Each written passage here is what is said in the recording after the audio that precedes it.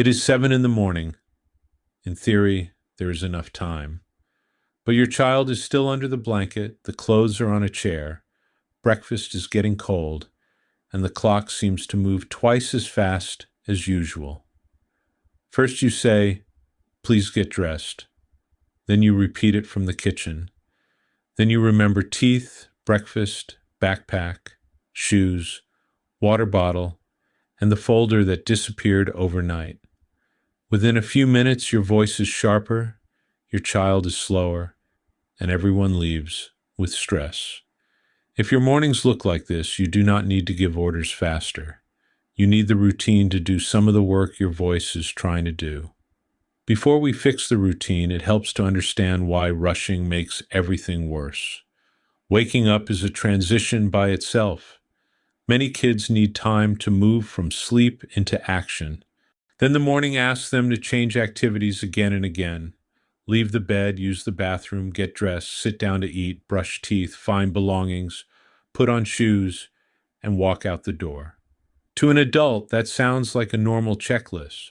To a child, it can feel like many separate starts, many decisions, and many chances to get stuck.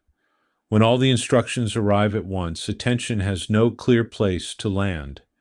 That is where the common trap appears. Because the child is not moving, the adult adds more words. We explain, we remind, we warn that we are going to be late. We ask why they are still not dressed. We repeat the whole list one more time, louder than before.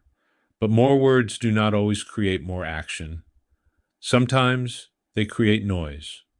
The child hears you, but cannot identify the first concrete movement. And when they feel the adult's tension rising, they may slow down even more, argue, freeze, or grab control in the only way available, by refusing the next step. The repair starts the night before. You do not need to prepare a perfect home. You only need to remove a few decisions from the morning while everybody is calmer. Put clothes and shoes together. Close the backpack. Fill the water bottle. Choose one simple breakfast option. If a form needs to be signed or a notebook needs to be found, handle it before bedtime. Every object prepared at night is one less argument when everyone is sleepy. Your child can help in small ways, choosing between two shirts, placing the bottle beside the backpack, or putting shoes near the door. This is not about doing everything for them. It is about making the first step easier to see. Now create one simple morning sequence. It might be wake up, bathroom, clothes, breakfast, teeth, backpack, shoes, door. Keep the order almost the same every day. Show it with pictures, objects placed in order, or a small visual card at your child's height. You do not need a giant wall chart with tiny instructions. The simpler it is, the more useful it becomes. The point is that your child can look and see what comes next without waiting for another command from you. When the morning begins, give only the next step. Instead of saying, "Get up, get dressed, come eat, brush your teeth, find your backpack, and do not forget your shoes," come close and say, "It is time to get up."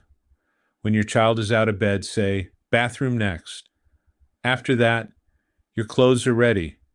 Get low enough for them to see you. Point to the object or picture. Make sure the message landed. Helping a child start does not mean doing the whole task for them. It means reducing the fog around the first movement. Time limits also work better when they are visible.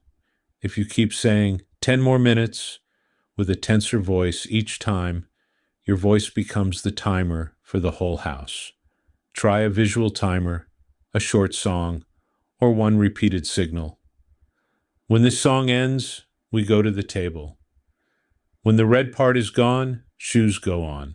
The signal should not feel like a threat. It is a preview.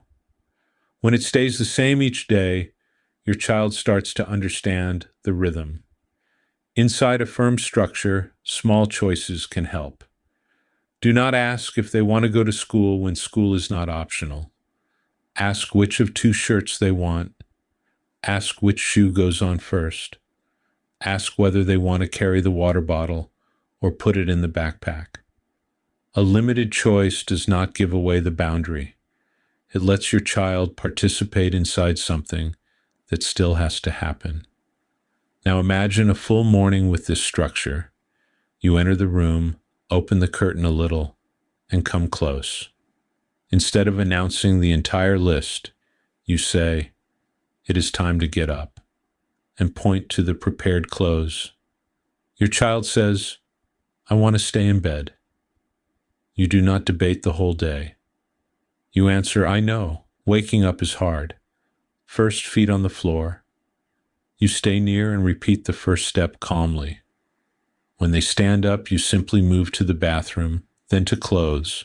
During breakfast, avoid turning every bite into an instruction.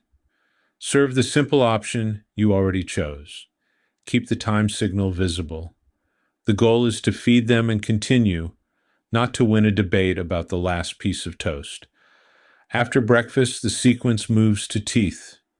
If your child gets distracted by water, toothpaste, or a toy nearby, do not restart the whole morning from the top. Point to the toothbrush and give the next step.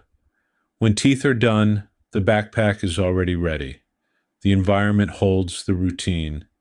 Shoes are often the point where pressure explodes. This is where a small time margin changes a lot.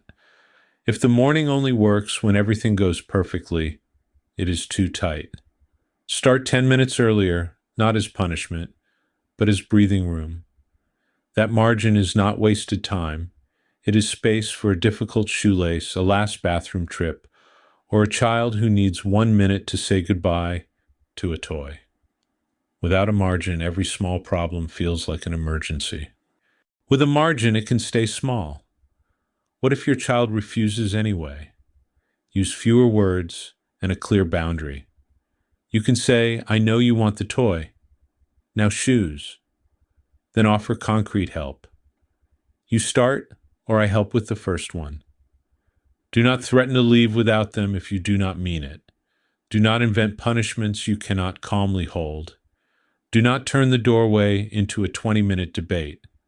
Calm does not mean there is no limit. Calm means the limit does not need yelling to exist. If a morning goes badly, do not give the big lesson while everyone is rushing out the door. Solve the immediate problem with the least tension possible. Later, when things are quiet, review one point. Maybe clothes were not ready. Maybe breakfast had too many choices. Maybe bedtime made waking up almost impossible. Change one piece, not the whole family. Some mornings are hard, even with a good structure. Illness, poor sleep, school changes, worry, and separation anxiety can all affect the routine.